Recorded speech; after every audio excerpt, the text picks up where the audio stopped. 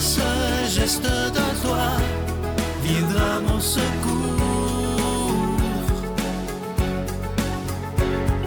Viens semer dans mon âme le grain de l'amour.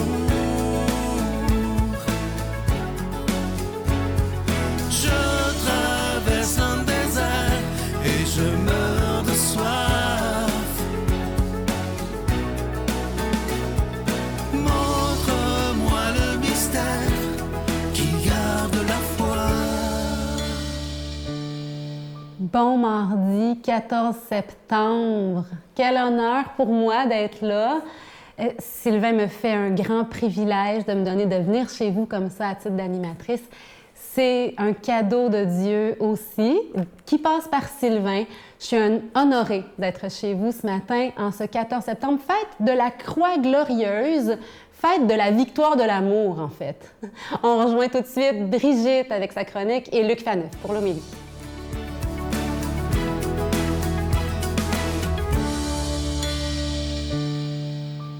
Bon matin tout le monde. Je m'adresse tout particulièrement aux prêtres aujourd'hui, ce matin, ou aux catéchètes, agentes et agents de pastoral, qui d'autres, acteurs de la mission en paroisse.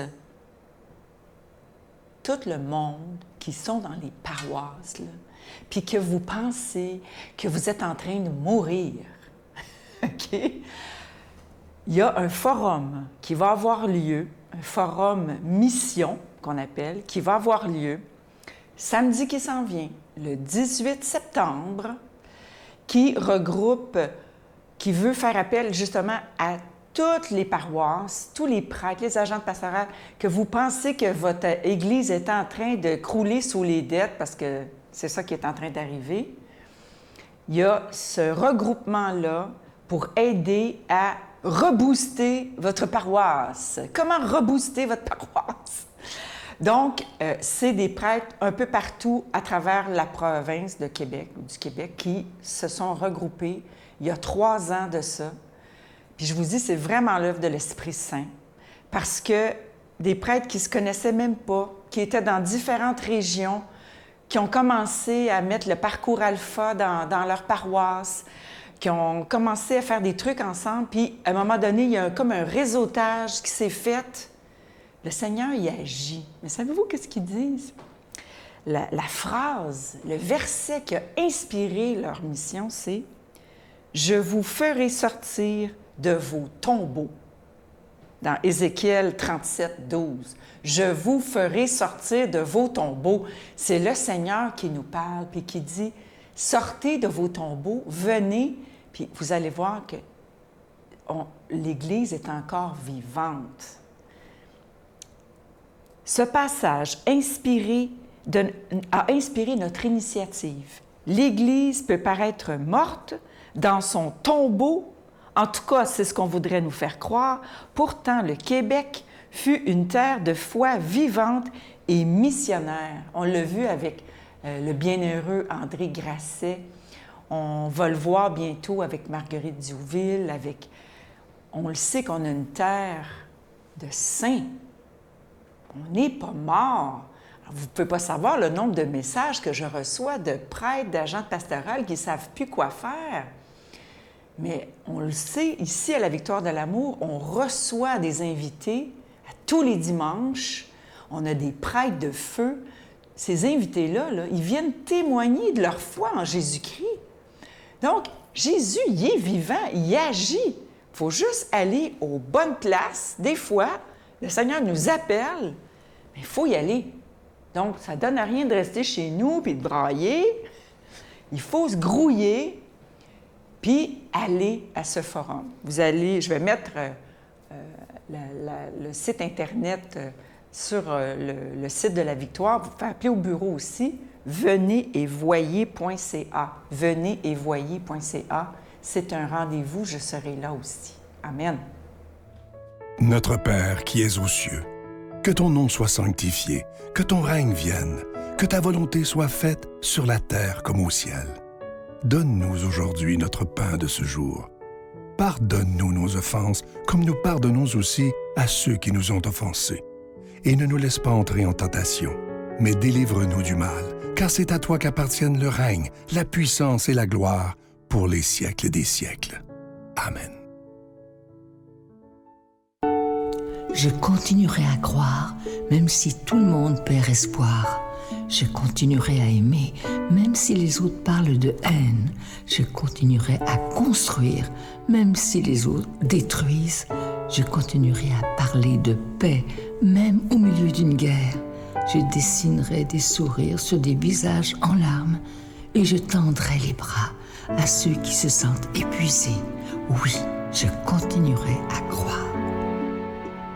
Je suis tellement content de vous parler de ce magnifique cadeau du mois. Il s'agit d'un beau bracelet. Il est autant pour hommes que pour femmes. Il est orné d'une magnifique croix. C'est en acier inoxydable. C'est déjà béni. Le bracelet, il est déjà béni. Et comme c'est en acier inoxydable, bien, ça ne ternira jamais. Vous le recevrez avec un don de 25 $ et si vous en voulez deux, avec un don de 40 $. Je vous donne l'adresse. Mais avant, je vous remercie en vous disant que lorsque vous faites un don à la Victoire de l'amour, vous devenez des protecteurs de la foi, mais aussi, j'ajouterais, avec tout ce qu'on vit présentement dans le monde, des défenseurs de la foi. Alors, merci de tout cœur. Je vous donne l'adresse. La Victoire de l'amour, case postale 120, succursale Boucherville à Boucherville, le J4B 5E6. Je vous la redonne. La Victoire de l'amour, case postale 120, succursale Boucherville à Boucherville, le J4B 5E6. Également par téléphone, par carte de crédit du lundi au vendredi, de 8h30 à 16h30 dans le 514-523. 4433 523 4433 ou sans frais, le 1-888-811-9291, 1-888-811-9291 et aussi sur notre site Internet, le www.lavictoiredelamour.org. Alors, je vous rappelle ce magnifique bracelet, autant pour hommes que pour femmes. Il est orné d'une magnifique croix en acier inoxydable et le bracelet, il est déjà béni. Et je vous rappelle aussi, à la demande de beaucoup de personnes, le livre de Geneviève Côté que vous allez voir à l'écran. Il est de nouveau disponible. Nous en avions manqué, mais là, maintenant, nous en avons à notre bureau. Priez avec Geneviève, qui est un livre absolument magnifique. Alors, merci de tout cœur de ce que vous ferez pour la Victoire de l'amour, parce que sans vous, sans votre prière, sans vos dons réguliers, cette émission-là ne pourrait pas exister depuis plus de 26 ans. Merci de tout cœur.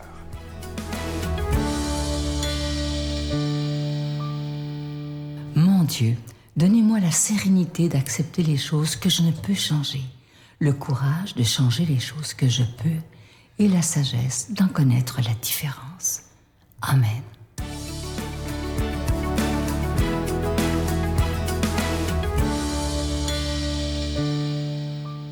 Bonjour, merci d'être là. Merci pour votre belle fidélité à Dieu. J'allais dire merci de croire. Pourquoi est-ce que j'insiste là-dessus? Bien parce que l'Évangile d'aujourd'hui va nous rappeler justement le cœur de cette bonne nouvelle apportée de Jésus. Et j'allais dire l'action la plus simple en apparence, la plus banale, mais la plus importante de toutes, celle de laquelle découle tout le reste, croire. Croire que Jésus est le Fils de Dieu envoyé au monde pour le sauver.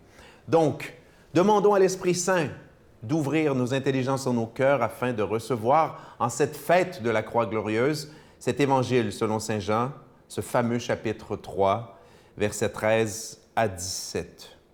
« Nul n'est monté au ciel, sinon celui qui est descendu du ciel, le Fils de l'homme. De même que le serpent de bronze fut élevé par Moïse dans le désert, ainsi faut-il que le Fils de l'homme soit élevé, afin que tout homme qui croit obtienne par lui la vie éternelle. Car Dieu a tant aimé le monde qu'il a donné son Fils unique. Ainsi, tout homme qui croit en lui ne périra pas, mais il obtiendra la vie éternelle. Car Dieu a envoyé son Fils dans le monde, non pas pour juger le monde, mais pour que, par lui, le monde soit sauvé. » Acclamons cette parole de Dieu. Louange à toi, Seigneur Jésus. Oui, je l'ai dit d'entrée de jeu, d'entrée de commentaire, l'Évangile d'aujourd'hui, là, je dirais que c'est un des plus importants de tous les évangiles. Il concentre en quelques lignes le cœur de la bonne nouvelle apportée par Jésus. Et j'allais dire le cœur du mystère de Jésus, le cœur de du mystère de sa passion, sa mise à mort infâme, inqualifiable, abjecte, sa mise à mort après avoir été battu presque à mort, nu sur une croix. Je rappelle que la croix était la pire ignominie, la pire insulte, la pire indignité qu'un homme pouvait recevoir. Donc, quand les chrétiens ont commencé à dire que Jésus de Nazareth était Dieu, Dieu crucifié, comprenez que les premiers chrétiens, pour qui la croix est un objet de malédiction ultime, pour eux, ça ne leur rentrait pas dans la tête. Pourtant, il y avait là un mystère caché. Donc, on se souvient, vous écoutez les matchs de télévision, vous voyez Carey Price, le gardien de but du Canadien de Montréal. Sur un côté de son casque de gardien de but, c'est écrit John JN 3-16. C'est ce qu'on vient d'entendre. Dieu a tant aimé le monde qu'il a envoyé son Fils pour que, en croyant en lui, le monde soit sauvé par lui. Ce verset-là, avec, toujours dans Saint Jean, le premier verset, un des tout premiers versets, excusez-moi, de la première épître, de la première lettre, qui va comme suit, « Dieu est amour ». Ces deux versets-là, du même Jean, résument tout le Nouveau Testament, résument tout le mystère de Dieu, résument tout ce que nous, on a à proposer aux gens qui nous écoutent. Pas leur parler de l'Église, pas leur parler des commandements, de sexualité, de pour ceci, de contre cela. Non! Arrêtons de perdre notre temps.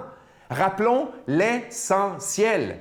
Dieu est amour. Et parce que Dieu est amour, Dieu a envoyé son Fils unique pour que, en croyant en lui, le monde ait la vie éternelle de Dieu. Juste ça! Pourtant, on est là, puis stratégie d'évangélisation, puis on revient au commandement, puis il faut faire ci, puis il faut faire cela. Hey, c'est ça que nos contemporains ont besoin d'entendre.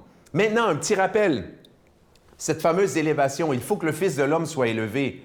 Il y a un rappel, vous savez, le peuple élu, sorti d'Égypte, tout content. Waouh!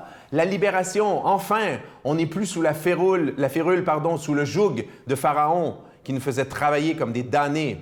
On se retrouve dans le désert, on est libre.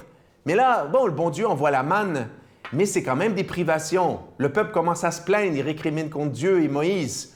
Dieu les fait réfléchir, permet que les serpents en mordent plusieurs et meurent. Là, le peuple dit « Oh, on a péché contre Dieu, on va demander pardon. » Et Moïse prie et Dieu dit « Élève un serpent, et quiconque le regardera sera sauvé. » Et Jésus lui-même, à travers l'Évangile de Jean, va rappeler cet épisode-là. Sauf que Jésus, lui, élevé sur la croix, quand on le regarde, contrairement au serpent de l'Ancien Testament, dans l'Ancien Testament, les gens le regardaient pour être guéris sur terre de leur morsure mortelle de serpent. Vous et moi, quand on regarde Jésus sur la croix, on est guéri du mal qui tue, la mort éternelle. Jésus donne la vie et demandons à Dieu de nous bénir, lui qui est Père, Fils, Saint-Esprit. Bonne journée.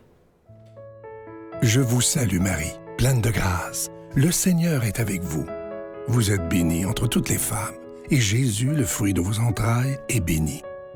Sainte Marie, Mère de Dieu, priez pour nous pécheurs, maintenant et à l'heure de notre mort. Amen.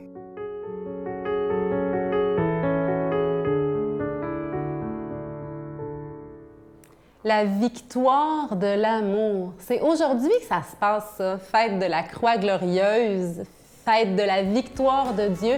Mais c'est ce que je nous souhaite aujourd'hui, une journée où on prend le temps, pourquoi pas, d'accueillir que Dieu est victorieux, sauveur pour chacune de nos vies, toutes les situations de nos amis, nos familles. Bonne journée. C'est dans ce qui nous arrive, est-ce qu'on peut aimer la vie à cause et l'aimer malgré aussi? Je renierai ma patrie, je renierai mes amis si tu me le demandais. On peut bien rire de moi, je ferai n'importe quoi si tu me le demandes.